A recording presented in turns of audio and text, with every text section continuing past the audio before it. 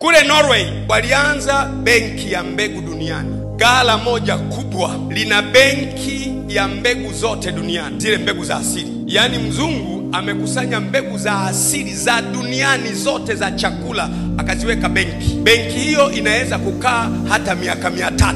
Alafu yeye mzungu anaanza kuziondoa mbegu za asili pole pole, anatuletea GMO. Ni mbegu zilizochezewa kijenetiki. Mnaenda pole pole tu, mnaambiwa kwamba hii ni mbegu ya mahindi, inakuwa haraka, chukueni hii.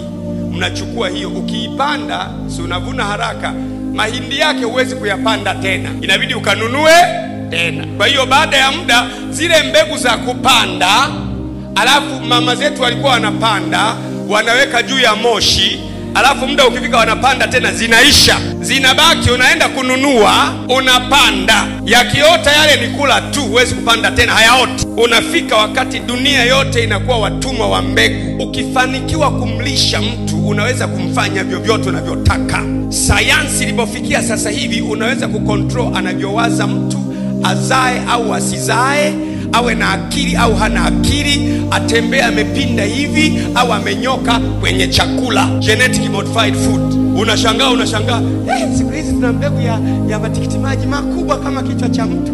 Chukua mbegu zako uzipande uone kama zitaota. Hazioti. Kwa hiyo unakuwa mtumwa wa mbegu. Lakini sisi tunaweza kuamua na benki ya mbegu za Tanzania. Kwa sema na sisi tuwe taifa lenye akili. Na sisi tutengeneze mahala fulani, labda Moshi, kwenye baridi, tuwe na mbegu zetu za pamba, za mahindi, za mihogo, za choroko, za nini, tuwe na benki yetu. Miaka ijayo kiumana duniani, tunasema Tanzania tuna mbegu zetu. Chukua mbegu zetu, endelea na mambo yetu. Lakini ni nani mwenye utaalamu wa kutengeneza hiyo benki, mbegu zikae miaka 300, 400 bila kuharibika? Wenzetu wana ubongo. Kijana mmoja wa hapa tukimpeleka kula akasoma, anaweza. Asipoweza tunampeleka jela.